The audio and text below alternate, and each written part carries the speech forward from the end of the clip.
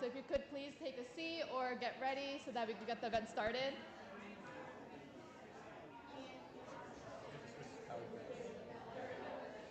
Shit.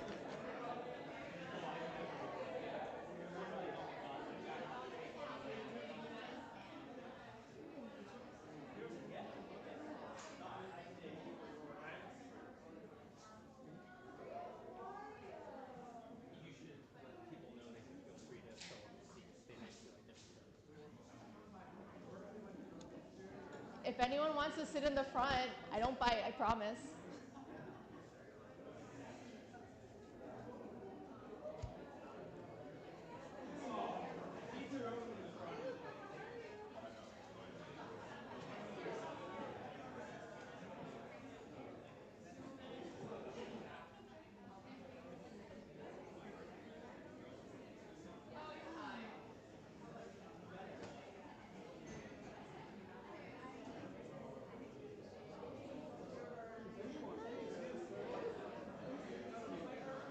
All right, guys, we're going to get started now, all right?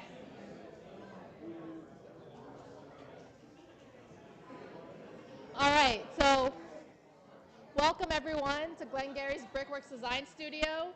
I'm Rafaela Pereira, and I would like to thank everyone for joining us for this year's Fast Forward. We are also live streaming tonight's event on YouTube, so hi to everyone online. This is the 13th year that we're putting on Fast Forward this year, and we're happening during Design Philadelphia, and we are fortunate enough to have such a great committee that works hard to make it happen everywhere. And here to talk a little bit about PIA and what we're all about, I want to call up our co-director, Luca.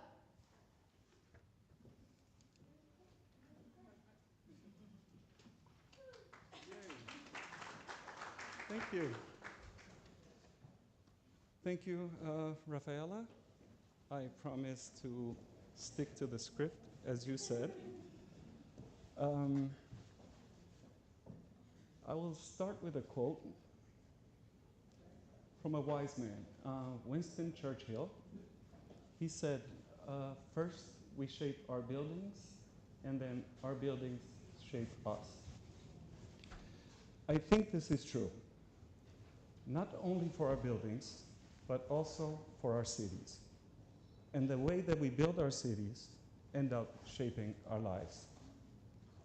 Tonight is about people, places, and policies surrounding the city in which we live. As Rafaela mentioned, I'm one of the co-chairs of the Philadelphia Emerging Architects, and on behalf of the PIA board, I welcome you to Fast Forward 2024.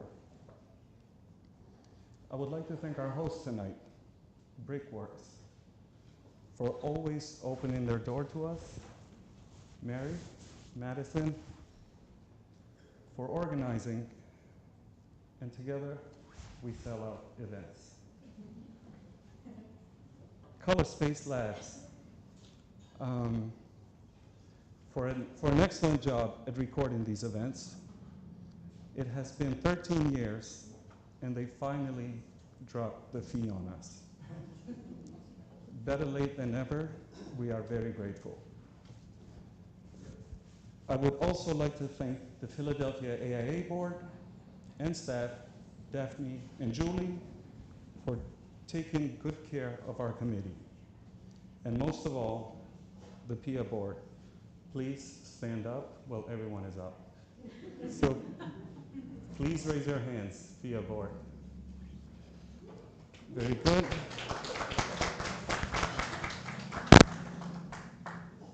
These are the men and women who volunteer their time to bring you the latest and the greatest programming. And I'd like to say that the outcome of any of these events would be very different if it weren't for your unique skills and viewpoints. That's all I have. Right back up here.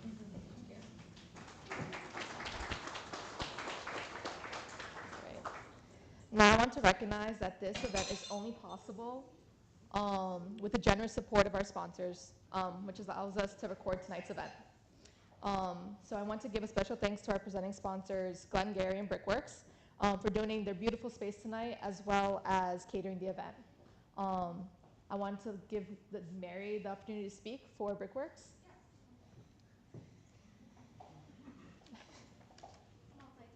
Oh, good. Hello, hello, hello. Welcome, welcome, welcome. Yeah, I'm really happy to host tonight. This is our third time hosting Fast Forward with PEA. And it's going to be an amazing night. Every time I'm blown away by the presentations and the innovations that I see about Philly and what's to come and all the inspiration. So it's going to be a great night. Excuse me. A little bit about Brickworks. Brickworks is a design studio. We're an Australian-owned company. Brickworks is our parent company, and Glen Gery Brick is basically our brand. I don't know if you know Glen Gery Brick. Some people do, some people don't. They originated in the 1890s in Reading, PA. So we are pretty proud of our bricks. And this studio space is first and foremost a resource center. We house over 600 samples for various project needs. And secondly, we are an event space, such as tonight. We host a variety of events, credited, some informative, such as tonight, and then just some very fun events. So if you have an idea for an event, I encourage you to reach out to me. If you have my information, if you don't, my card is at the end of the desk, or you can reach out to the Philadelphia studio. We're happy to partner with you on anything. But I thank you, and we're really excited for this evening.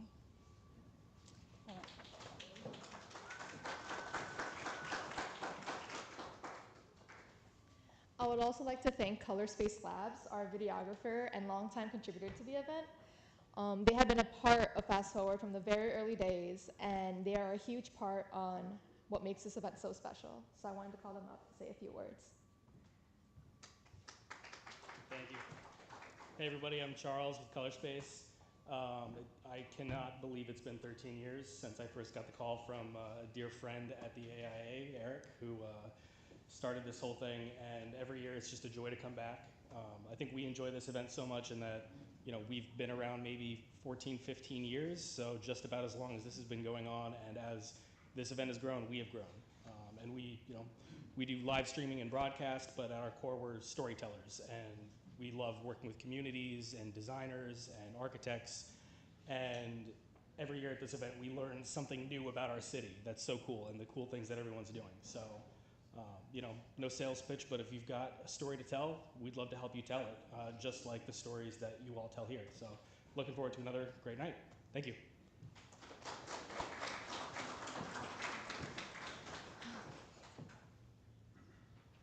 So all recordings from tonight will be made available on our YouTube channel and through our blog as well. And I finally want to give a big thank you to the Center for Design Philadelphia, the AIA, and Design Philadelphia itself that helps us make this event possible every year.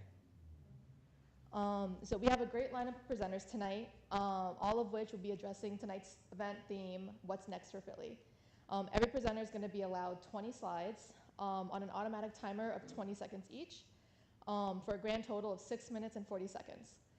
The timer will keep the event moving, so presenters, please note when you have the 20 seconds during your bio to get to the front of the room after the previous presenters.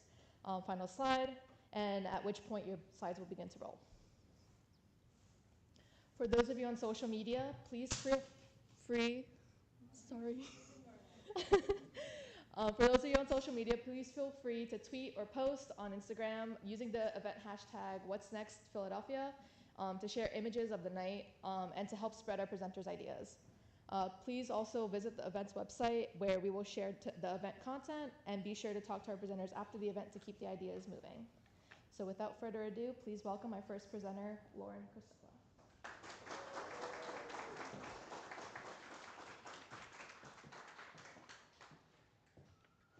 I'm the guinea pig here.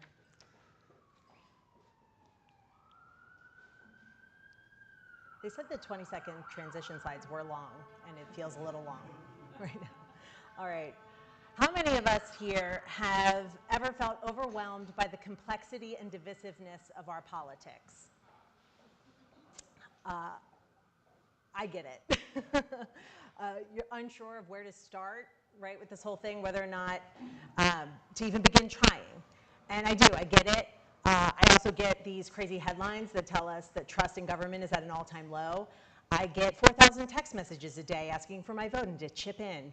I get uncomfortable questions from my kids asking me why Bob Casey is intent on ruining the economy from their YouTube ads. And I get why people would want to tune it out, say this is not for me. Whatever vote gets this done, if I even show up, I want to put my head in the sand. I don't want to engage. And the scope and scale of our problems can be overwhelming. And these options we have to solve them can seem, quite frankly, underwhelming, leading so many people to just tune it out. But while you may not be interested in politics, politics is interested in you. This is not the time to cede your vote to someone else who may have different values than you. And the person they pick, that person is going to be elected, and they're going to have a say in how you raise your family and what you do with your body, right, among other things. So I'm not asking for grand gestures or big-time commitments. I'm really not. I'm asking you to take the next step. Do the next thing on your journey to more active and engaged citizenship to bring about the next Philly we all want and deserve. In my role at the Committee of 70, where I'm the president and CEO, I've seen the power of doing small things. I've also seen the power of registering Gritty and the Fanatic to vote. Follow wherever you are on your journey. Wherever you're starting, we've got something for you to get a little bit more involved, to get a little bit more informed, to bring a few friends along with you. And of course, the Committee of 70 lady is going to tell you to vote. We're not going to get out of this without that. It's of course so important, right? It's the first step to any kind of meaningful change. You have to cast that ballot, and not just every 4 years, twice a year, every year. Those local elections are sometimes even more important than these national ones in terms of impacting your life. But while voting is necessary, it is not sufficient. The apathy we see, the people who say my vote doesn't matter, that's because someone probably told them that everything would be solved if they just voted for this one candidate, and when things didn't get better, that told them their vote doesn't matter. So voting is absolutely necessary, but we can't stop there. We have to become more effective citizens, and we have these habits that I'm going to encourage you to practice. We make it very easy to not just vote, but learn how it works. The Committee of 70 has a terrific guide. It's called How Philly Works, and it's back there on the table, and it's available on our website. Oh no, my slides aren't. So that's the first one. Learn how it works. Choose your news wisely. Invite diverse perspectives, and do the next thing, right? These steps will absolutely bring about the Philadelphia we need, want, and deserve. You will see how Philly government works. People haven't been taught civics in 30 years. This guide is illustrated. It breaks everything down into bite-sized chunks. It tells you how things should work and how things actually work. And most importantly, it tells you who your elected officials are and who's responsible for what. So there was a recent poll in Philadelphia that said 45% of Philadelphians don't know the name of their council person. And if you don't know the name of your council person, you've never asked for that pothole to be fixed, for the asbestos to get out of your kid's school, for that street light to be fixed, the bare minimum stuff, right? So the more we teach people, the more we engage people in this part of it, how it works, the better our chances are at creating that future Philly. Next step, choose your news wisely. We can all be better about this. Don't just read the headlines and share and comment, right? You have to read the whole story. You have to examine your own media diet, right? We can all be in echo chambers. We can all do a better job at checking our sources, making sure the things that we're reading have editors. You want to be in the middle of this chart, not occasionally from the sugary sweets on the side in your balanced media diet here. It's, you know, someone, a swing voter recently was interviewed and said they primarily get their news from Jim Cantore on the Weather Channel. My forecast, cloudy with a chance of low information voting. Next, invite diverse perspectives. It goes along with that balanced media diet. Who are you talking to? Who do you get your information from? Get out of the box. Even real life conversations, we have toolkits that can help you listen to understand and not kind of talk to persuade, and maybe get to some kind of consensus and progress. Doing the next thing is so important. That's the taking action, any kind of action, right? Just choosing to do that step, bringing along people with you, making voting joyous and a community activity, right, is something you can do. That's one thing that will impact all of this. Another thing is canvassing. This seems like a much bigger thing than what I've been promising you. It freaks me out. I wouldn't do it myself. But it does have a big impact, right? 8% more likely to vote if you talk to a canvasser. In an election as close as this, 8% is everything. I prefer a nice postcard writing session over a glass of wine with my friends at the League of Women Voters. Or you can sign up to be a poll worker. Democracy's essential workers. We need 40,000 people in Pennsylvania, 8,500 in Philadelphia alone, to step up and fill this essential role. This is the role that's going to decide whether people are enfranchised or not on election day. We need hard, dedicated, working people to sign up and fill this role. We have training sessions, all the support you need to make it a successful, fun experience, including de-escalation training, because that's the environment we're in. And then I think, wherever you are on that journey, right? It doesn't all have to be voting related, right? There's other things too. Find out who your civic association is, get informed, attend a school board meeting, sign up for your PTA, connect with the Committee of 70, and we will show you all the different ways in between elections too, to hold your government accountable, demand more, and take the next step for yourself, for your family, and for the city we love. Thank you.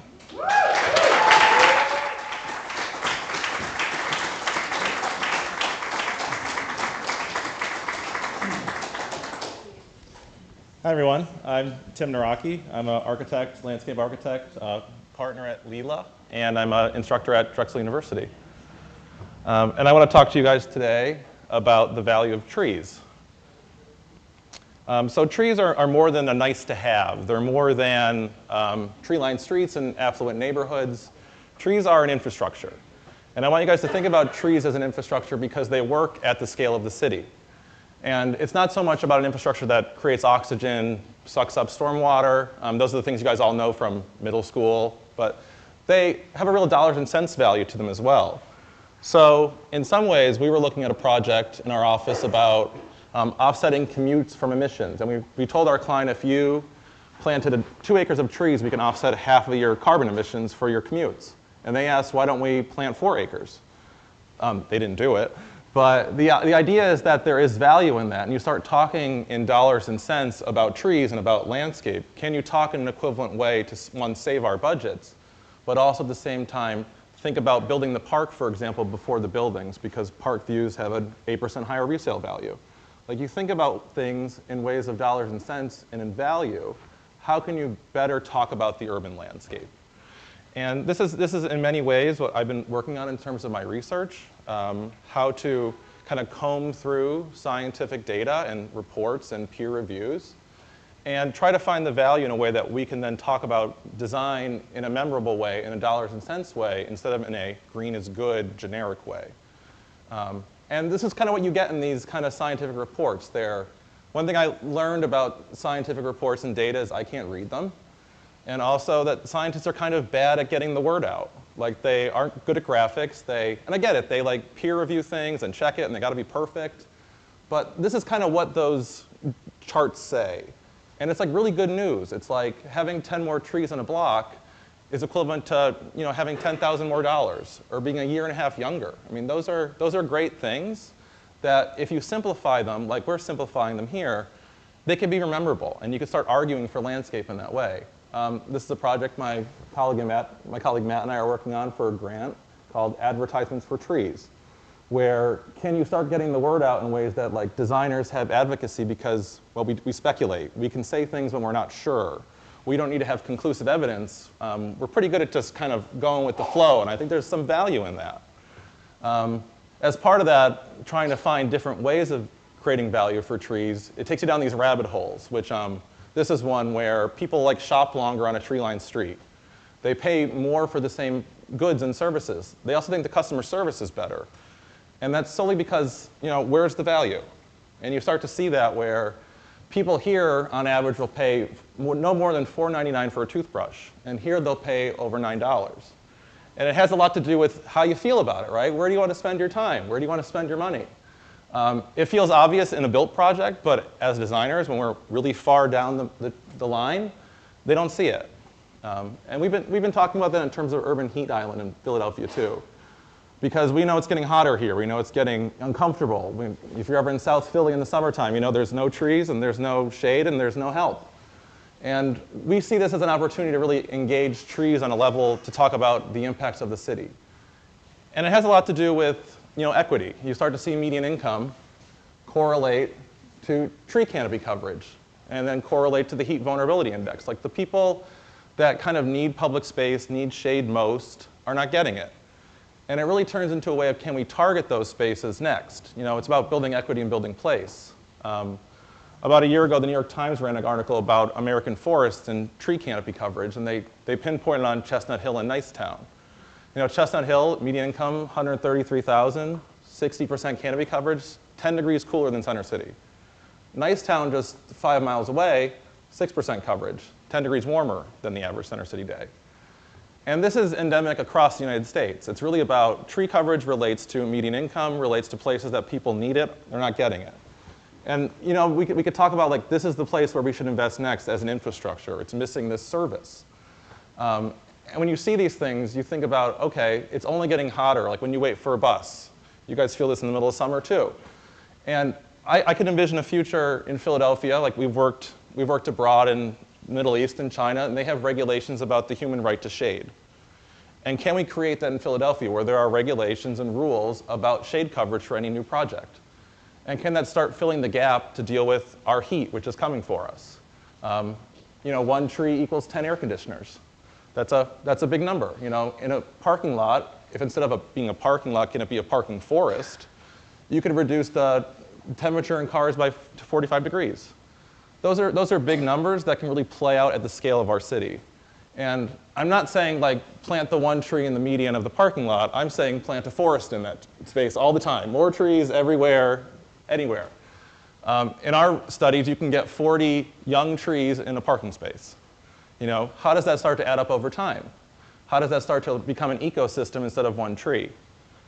There are people that are doing this in places. This is known as the Miyawaki method. It's one way of close packing trees together. So you treat the forest as an ecosystem instead of as one-off green spaces. And this builds oxygen. This builds biodiversity. You'll find that the trees aren't actually competing. They're working together. That's a common misnomer in our world. And these projects are starting to happen. This is a project by a firm called Stoss in Cambridge, Massachusetts. And it's not big spaces. It's just thinking about the nature of the forest differently.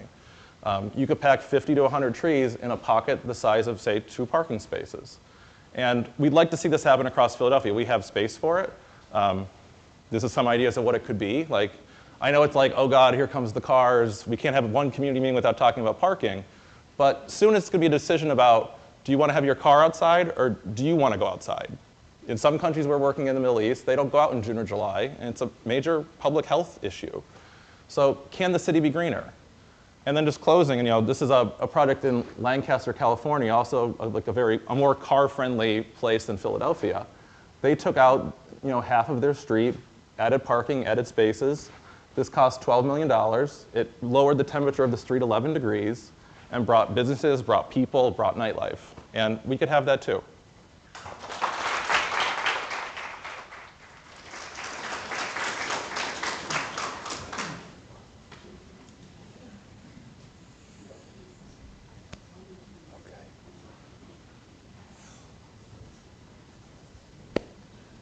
Well, hi, so I'm Nate Hummel, Director of Planning Design for University City District. I want to talk to you a little bit about our public spaces, sort of where it started, where we're currently, and then where it's headed with our biggest idea ever. And so we like to exist in the public realm, where we try and hack into the systems and try and find new ways to do different things when there's always been nothing happening there. So back in 2011, we did parklets, which are little seating platforms that are modular units that could be any number of lengths. We found out that businesses improved by 20% when we had them. And so as that went on, it got a little stale. Then we had the pandemic and we started streeteries. And I've been on a lot of committees to try and make streeteries a little bit more accessible to restaurants. Hopefully we'll see some change there. Our big experimental place was the porch at 30th Street Station, which is coming to a close because Amtrak has agreed to make a big, huge permanent park out in front of that station on the Market Street side. But it was always our little laboratory for seating, for planting, for umbrellas, shade, and lots of different things. We called it a non-permanent space. We always knew it would go away. Now we have our permanent space, 40th Street Trolley Portal, where all the trolleys come out of the tunnel in West Philly and they fan out. So we work closely with SEPTA to try and make a park there, a public space opportunity, and a 2-story restaurant called Renata's, which I highly recommend. But this idea of bringing something where there was nothing before. Overall, what we're doing at University City District is just enhancing urban quality of life, making people excited about where they live, making them feel safe about where they live, getting people opportunities to do things, just making it so that you're excited about where you live in those areas. We basically have 6 buckets of work that we operate in. So we create a clean and safe community with our ambassadors. We do activating public space, which is what I do. Economic opportunity, which is our skills initiative, their workforce training. We do economic development. There's a lot of duplexes in West Philly. If one goes down, you want to save it and keep that up, so we help with that stuff. Community events, movies, and we do this thing called the Dollar Stroll. That all happens too. We also have a transportation system that we have called Lucy that runs around. This is an ugly building, beautiful building, but ugly site. This is our home of our future area. This is a National Historic Register building. It's a beautiful structure from 1930s, U.S. Postal Service. That came out wrong. The ugly highway is in the middle ground, and the foreground is Schuylkill. We thought this could be something more exciting. And so, again, taking where there was nothing and making something. This is a 2-level structure we're calling the West Philadelphia waterfront. It's slightly pulled off of the expressway and Schuylkill Avenue, and it's elevated quite a bit from the Schuylkill itself, 25 feet above the Schuylkill at high tide. 2 decks. There's a mural that goes against the highways. So that could be some sound attenuation there. The top deck, think of this more as like an evolution of the porch at 30th Street, tables, chairs, umbrellas, planters, things like that, something that's open year-round. But then there's a lower deck, an amenity deck. And so there's a fully accessible ramp that'll take you down, stairs, even a slide that'll take you down. And then that amenity deck has lots of things. One of the things we're focused on is shade as equity. As cities get hotter, we need to know that you can go to the river and it'll be a little bit cooler there. You need to know that shade should be something I heard was discussed. Shade should be something that should not cost money. That's not something you should have to pay for. There should be publicly accessible places where that happens. The 2-deck structure allows for that, not to mention the western-facing where the buildings are blocking that sun in the west. But the idea is on the lower level is an Olympic-sized pool, an actual right and proper beach, an aquatic marsh that actually processes the stormwater, drops it down into the Schuylkill cleaner than if it fell directly from a cloud into the Schuylkill. And so it's all about education too. We want to try and teach people how to be lifeguards here, teach people how to swim. Lots of disenfranchisement with swimming over culturally. So what could we do? This is looking south. The highways to your right, there's incredible residential development happening on the center city side of the Schuylkill. Never been so many residents living right on the edge of the river. That's changing. The Schuylkill is becoming the center of Philadelphia. It is no longer the edge that it once was. We call this the 100% corner. This is standing at Market Street and Schuylkill Avenue looking south. And so you see that deck, how it comes across. You see that mural, how it comes away from the expressway. That lower amenity deck is filled with energy, filled with activity, lots of people having fun. This is not a private club. This is not a place you have to spend a bunch of money to come to. The idea is this is going to be free, available to all. It's near public transit. People can get here from all over the place. We want to celebrate this idea. We want to bring this energy to the Schuylkill and change that old Dutch word of the hidden rivers, is the direct translation of Schuylkill. We want to bring people down into it.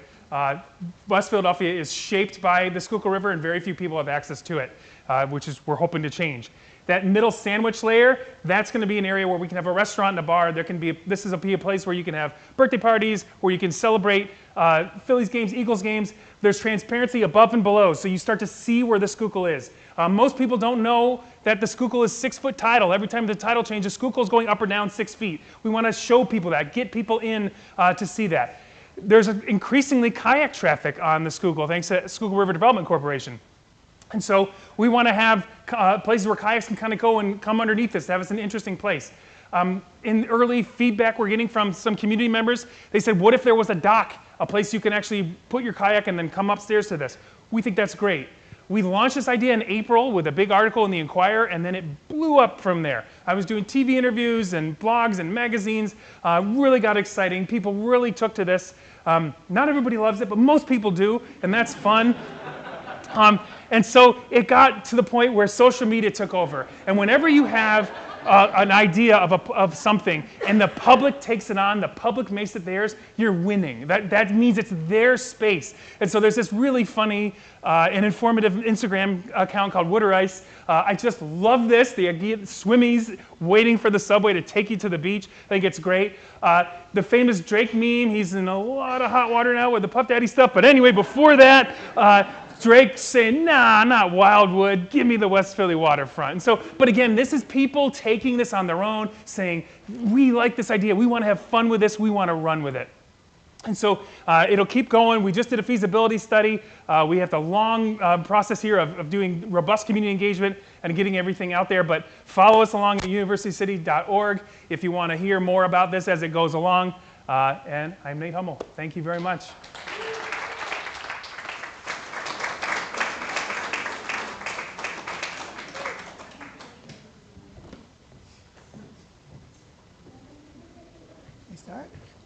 All right, good evening, everyone. My name is Eric Bodds, and I'm very pleased to introduce Anne, who needs no introduction. She is the city's first Director of Planning and Development, and we put together some slides on the city's first. Okay, you have to stop now because we have to talk. And so, in 2018, we were required to do a comprehensive housing plan, first time in the city, from homeless housing to luxury housing. Okay, you can talk for a little bit now. I'm here as your window dressing. You said you were willing to talk. This is an odd slide. This is one. All right, so what we did first is we looked at data. And basically what we found out is we have a lot of housing stock. It's really old. It's in really horrendous condition. And that we were producing a lot of housing units, but they were for higher income folks, and we were losing a lot of affordable units, and we needed to do better. Wonderful. So we're going to go through a couple slides about rental housing. And so what we determined is we have to preserve long-term affordability, right? And what did we say here? Shallow run subsidy. So give us some quick statistic. Eric, $300 million out for rent during COVID. We needed another $300 million in order to make everybody whole. We also know that COVID, people couldn't pay their rent before COVID. They still can't pay their rent. Preserve long-term affordability was another goal of this. I can't see that far. This is a small landlord Okay, thank you. So what happened in 2008, 2012? Banks took all the credit lines away. We needed to replace that, so we provided a small landlord loan repair program so they could make repairs to their units and maintain the affordability. Housing Accelerator Fund, I could see this one. We started this as a way to jumpstart small and minority businesses to do affordable housing, as well as nonprofits often can't come up with working capital. To date, we've got $4 million on the street with another $12 million in the pipeline and about 500 units, so we're off and running there.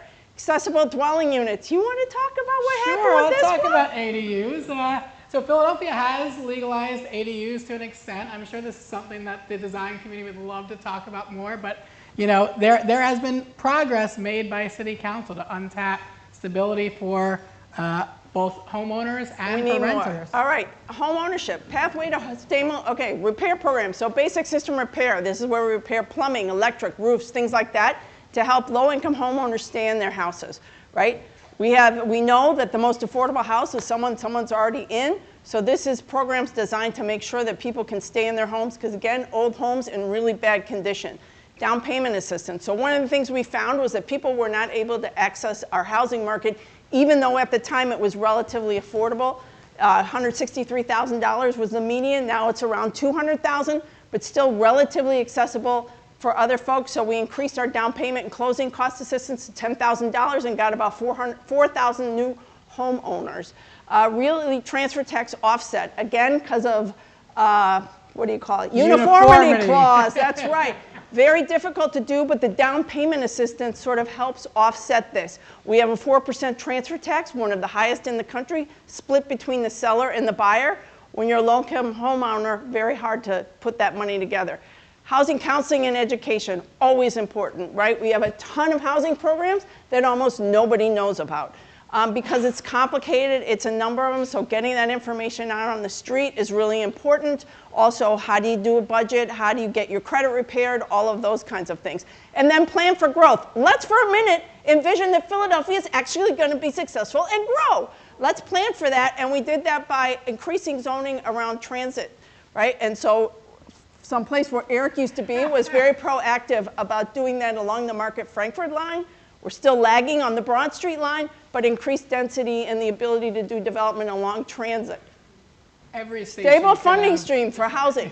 Also very important and very successful here, right? As the federal government takes money away, the city has to come up with it. 1% construction impact tax that led to a $400 million bond to do affordable housing and other neighborhood development, and 0.5% of our general fund is now dedicated to affordable housing. You want to talk about what happened with this one? This is our favorite. So some of you are familiar with inclusionary zoning. One lesson learned in inclusionary zoning is there is a lot of value capture to be had in our zoning code. As all the design professionals in this room knows, that comes with a political and very place-based conversation. We're happy to talk more about that. All right, tax relief programs. So we have 8 different tax relief programs in the city of Philadelphia. So as neighborhood investment occurs, which is great, property values tend to rise, and again, our lower income homeowners often can't afford their taxes. So we have many programs to relieve those taxes. Part of the problem is we have many programs and it's hard for people to figure out which ones they need. What do we need to do for our housing most vulnerable residents? Do you want to talk about this one? Sure. I mean, housing choice vouchers are essential and one of the original federal strategies for lifting low-income households out of poverty and sustaining. We need them to be like food stamps. If you need them, you get them. It's not how housing vouchers are today. Develop eviction diversion. We are the city that leads the country in eviction diversion prevention. We came up with this program during COVID. We were on the front page of the New York Times, and every city is asking how we're doing it. As Philadelphia comes out of COVID, our eviction is down. Almost no other city in the country can say that. Enable growth and development. So part of this is like moving to the Eclipse system. We know it's a work in progress, but being able to submit things online was a big advancement. And housing choice. Let's play with housing sizes and all the requirements, right? Most of us did not enter the housing market in a 3-bedroom, 2.5-bath unit. And then construction technology, as you guys know, right? A lot of things are built the same way they've been built a long, long time ago. This is one of the industries that has not sort of been disrupted, so we want to try to look at that. And then PHFA requirements about unit sizes stayed the same for decades. That's a problem. Okay, so when we did this, we said we're going to do 100,000 units in 10 years, either preserve or new construction. We're about 5 years in, and we're at over 70% of the goal. So we're doing an overall good job, except we're still creating way too much market housing and not enough affordable housing. So what's next is we all got to fight to give more of our subsidy into those houses for the families that need it the most, because they're not getting it right now. And that's a problem. And that's what we got to all work on going forward.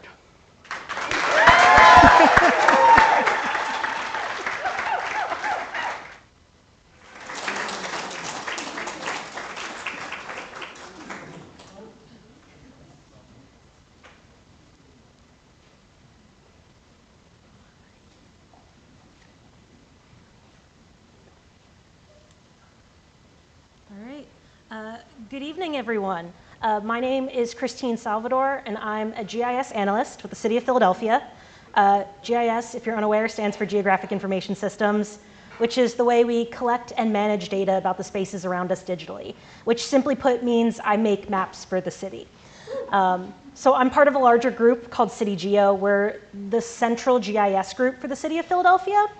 We're responsible for a lot of the mapping applications from the city, including City Atlas, Property Search, and the entire Open Data program.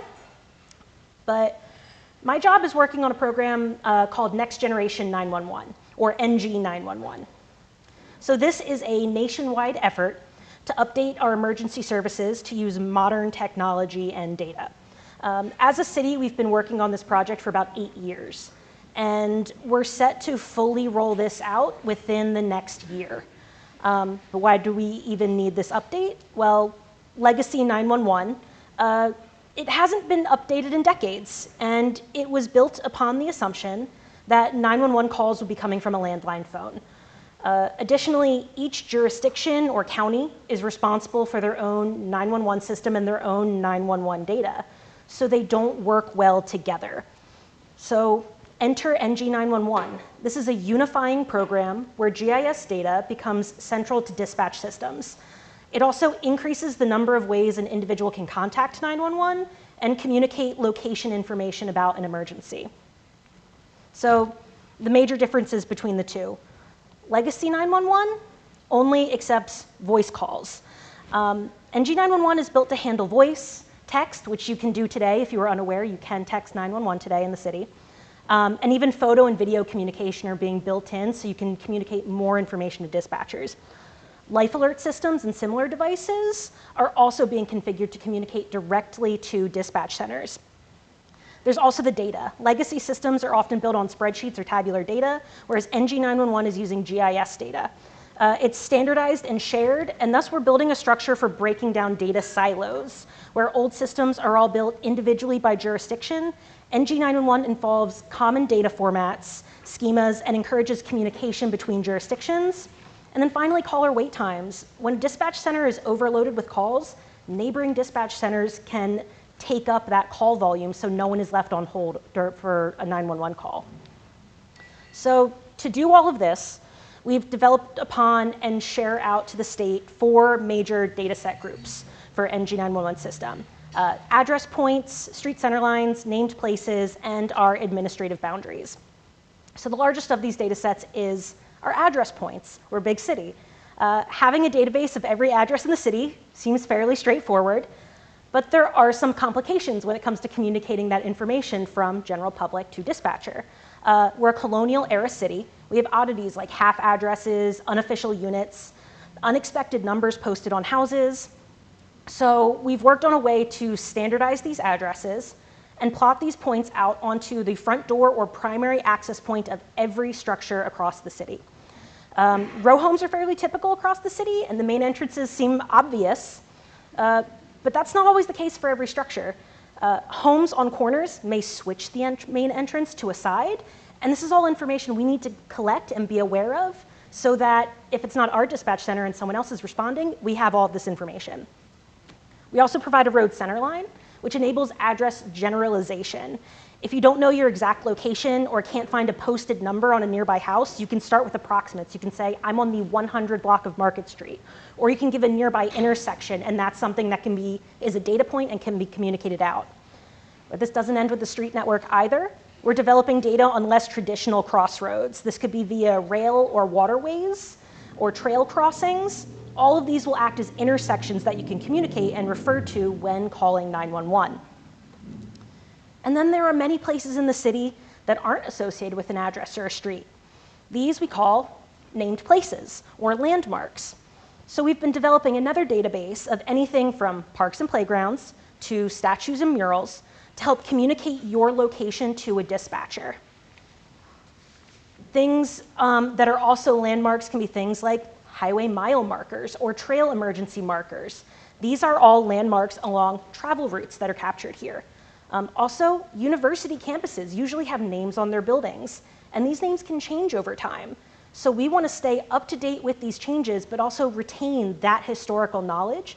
So if a caller knows something as an older name, we still have that information and can refer to that site despite the name change. All of these elements combined make for a more robust pool of data from which an individual can communicate the location of their emergency.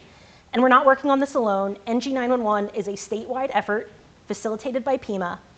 Every county in the state is using a common framework so we can share data seamlessly. The goal of the system is a safety net to ensure that calls can be answered and information can be communicated effectively. The address data set is supported by the street center line, and the Pennsylvania dispatch centers will support each other so calls can be answered and routed well. And then there's room for expansion into even more granular data in the future, like interior mapping of floor plans for critical buildings, like schools, which could show security camera locations, fire extinguisher locations before a dispatcher arrives. 3D location data is also available, where cellular calls can be captured, and a caller's location can be listed down to the floor they're on. So all in all, this is a system that's built to grow. Dispatchers and first responders are going to have more data available to them than ever before. It will allow for faster location detection and increased response times for emergencies by decreasing the time it takes to find someone, which is our ultimate goal.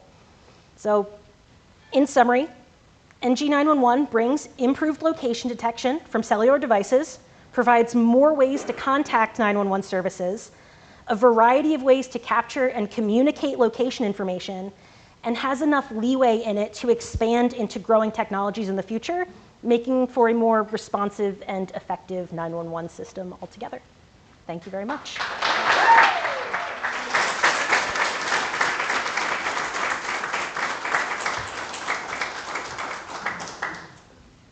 Hi, everyone. I am Sharad. This is Kaya Kerner. We're both from 15. We're here to speak to you about transformative urban landscapes. No, wait a sec. I have the timings down. OK, here we go. The problems facing our city require us to consider not only how design can serve as a vehicle for change, but also how design can enable active participation in our public spaces. Instead of how, let's think about whom. Who has the ability to shape the fabric of their community? Across this city, we are correspondingly faced with critical intersections of sectional transaction between pedestrian zones and vehicular or industrial infrastructure. Historical for how significantly they impacted residential communities and fractured neighborhood fabric. Products of industrial or vehicular infrastructure each impose unique thresholds on adjacent neighborhoods and in many cases disrupt the mobility of residents. These spaces further exacerbate the disproportionate amount of our city that's dedicated to vehicles instead of people. A model that pioneered community intervention is FDR Skate Park, which emerged through the input of community members who were displaced, incrementally expanded into a monument of culture. How can communities and subcultures utilize these spaces that are so often viewed as undesirable, that are frequently exist as an underbelly to the city? We see their positioning as edges or intersections through communities as an opportunity to unite the city in pedestrian arteries. Each of these typologies grant a unique opportunity to reclaim disused zones. Commonly junctures between neighborhoods, parks, and waterfronts, what kind of response can serve each typology? Modularly, we saw a system that was equally as disruptive as the sites that we intended to inhabit. This is an Einstein tile. There it goes. The first, only aperiodic monotile. It's a 13-sided shape in which we observe subforms, pentagons, and kites. At scale, the patterns tile aperiodically, and no region of the fabric can be completely replicated elsewhere. As the pattern expands, there is no repetition. Each position on the pattern is entirely unique to the site. We built the language of our modular interventions on this rule of irregularity. Locally, subpatterns allow for regular interaction with less complexity. These form the modules that we design for user manipulation. These forms are to be expressions of participant input, forming not just the atypical sites, but also to the direct needs of a community at any given time on any given site.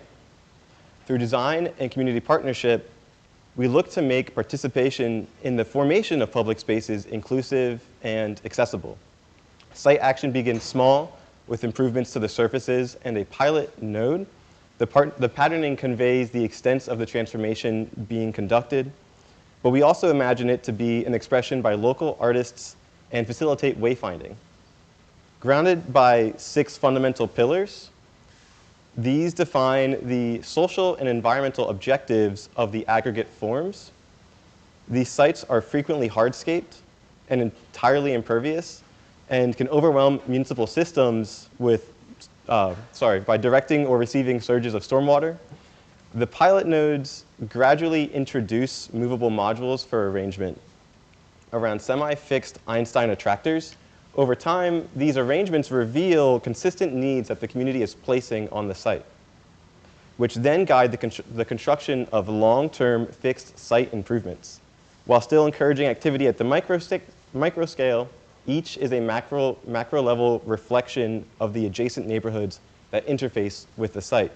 We envision these as serving the cultural and environmental resiliency of communities that were historically impacted by the same infrastructure we aim to inhabit, a restorative tissue that not only heals, but also increases the resiliency of the sites. Supporting the exchange of culture and ideas, supporting performance and play, accessibility and mobility. But now, what might a participatory toolkit that engages even our littlest community members look like in action? Thank you, Shad. Yeah. So our work with Playful Learning Landscapes at Esperanza Health Center in Kensington was about turning a portion of a master plan into a real project, a community-centered project that took into reality the conditions of this neighborhood with all its beauty and strength, despite many challenges, really, including economic instability, movement, and addiction. Through several hosted events originating at the Center for Architecture, one of our team members, Ramune, who's here tonight, decided to take this further.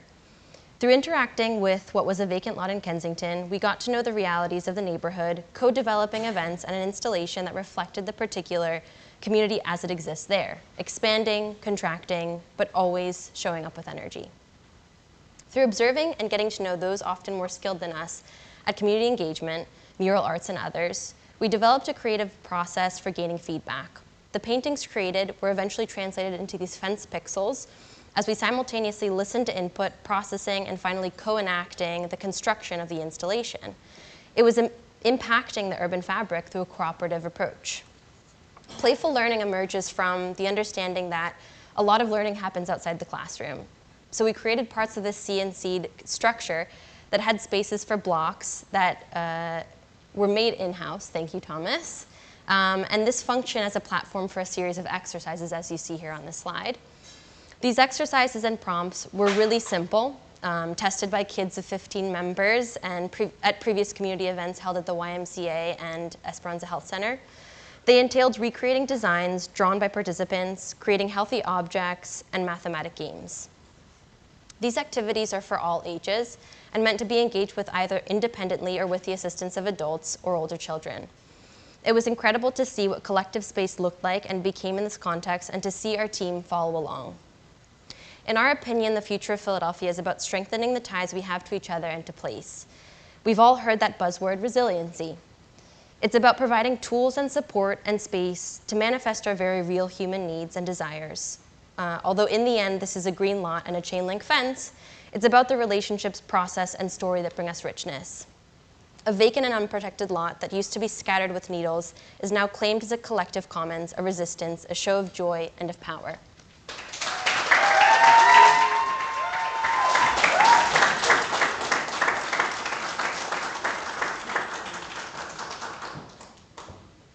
Last one, you guys ready? We're gonna have some fun. All right. Welcome. I'm Kirsten Mailer. I'm the Knowledge Community Director at UCity Square, which is a collection of life science and educational workspaces. I'm here to remind you that life is short, work can be fun, and to share some tools with you. So if you're a culture maker, a leader, or a personality hire, this one is for you guys. I assume it's almost everybody in the room here. In UCity Square, I primarily serve 3 groups. We serve residents, scientists, and students. They're expected to be on site at different times, required to have different attention spans. They have a diverse range of interests and experiences, but all of them can agree that when it comes to free food and free beer, they can make time to show up, and in droves. One prominent scientist from our most engaged company said to me once, "Let me tell you something about scientists. We want 3 things: pizza, beer, and to talk about our work." And this very simple playbook has been the foundation for many of my interactive events moving forward. Another thing that I've learned after a lot of self-doubt and backbending to appeal to 100% of the people in every room is that it's impossible to make everyone happy. If we always tailored our meetings to the 10% of people who don't think meetings should be fun, we'd only have panel discussions, lame PowerPoint slides, and water cooler conversations. And it's just not how things are done anymore, which I am so happy for. It actually gives me a job. The goals of our efforts include fostering growth and feelings of belonging, facilitating connectivity, and giving people an opportunity to feel that they've made contributions to the community. This is how we foster real growth and vibrancy within a community of brilliant and lively people. Vibrancy is a function of intentionality. It is not created in a vacuum. It must be purposefully sown.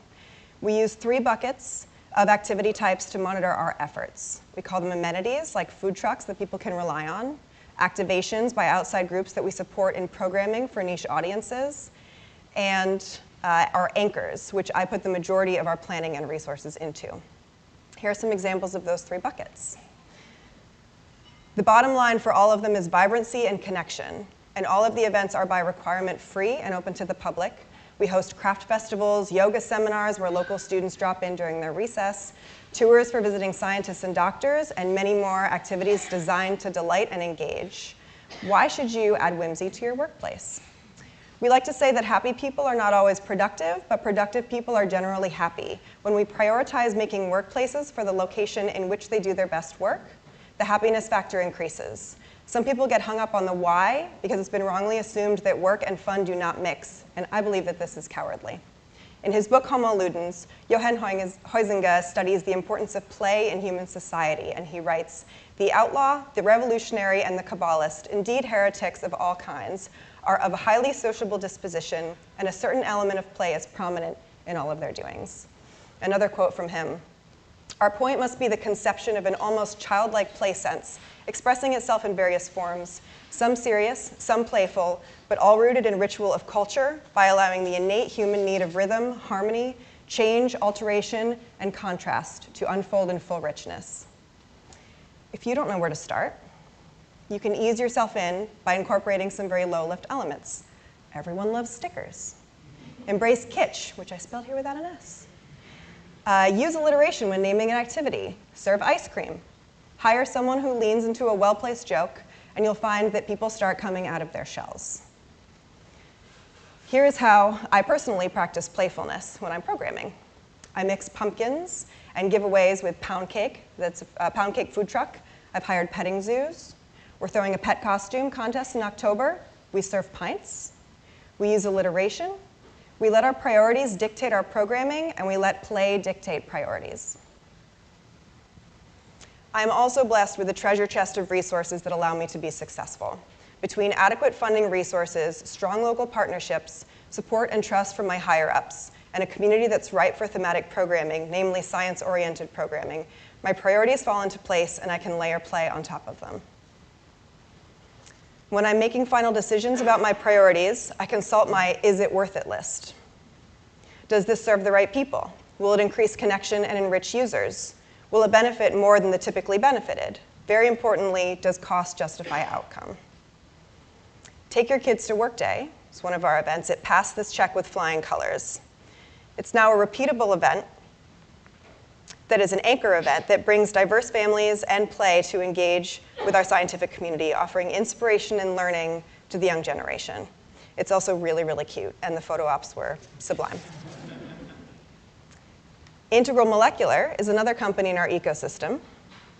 They fully embrace joy and play in their workplace. They decorate quarterly with whimsical themes like their summer jellyfish.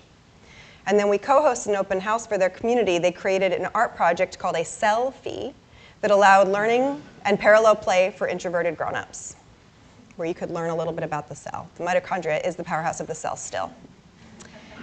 Even our events calendar balances professionalism and play. You can take the mission very seriously without taking yourself too seriously. Add pictures, use a readable but interesting font, use color. The bottom line is always to enrich our community members. Sometimes we take some risks. We may offer something for an audience that may be slightly outside of the typical user, but find that people come out of the woodwork and meet like-minded people. The feeling of serendipity that people have when they connect with someone is a user experience, but it's highly engineered and designed. Come to Emo Bingo. Play and joy can also be engineered through dissonance or the world of opposites by doing the unexpected. On Monday, we held a Bring Your Parents to Work Day, which is a counter to what people expect, but it makes things that are quirky and joyful. This event was a massive hit. I met so many parents and learned about my colleagues through those interactions. If you want a more joyous community, lower inhibitions, and to lower fear around people being afraid of imperfection, you want to increase connection, and colleagues who bring their personalities to professional spaces, consider making some whimsical additions to your regular corporate playbook. Will you lean into play? Thank you.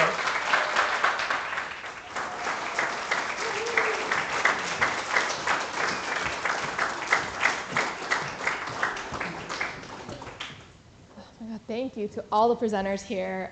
Such an inspiring group of people, inspiring group of topics. I hope you guys felt the same way, and I hope you guys could continue the conversation with them after we wrap up over here.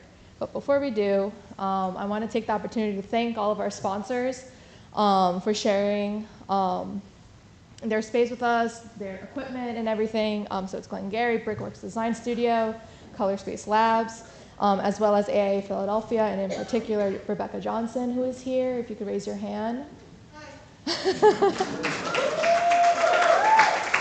She is our executive director for AIA Philadelphia this year, so we want to especially thank her for all of the help she's given us throughout the year. And if you guys are interested more about PIA, we have 3 events left in the year. We have our Welcome Back Student Mixer, which is primarily for university students and faculty to merge their connections and get them started in networking before they go into the profession, and really like learn from one another and see, because there's so many universities who learn architecture, we should start mixing them together to get them acquainted with one another.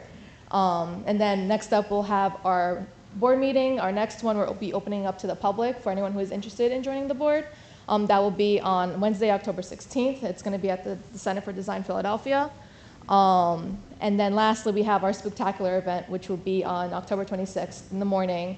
And this event is very special to all of us because we create a safe space and controlled trick-or-treating environment for the Children's Crisis Treatment Center in Fishtown. And we are always looking for new and excited volunteers interested in handing out candy, painting faces, or even just looking to chaperone a children's dance party.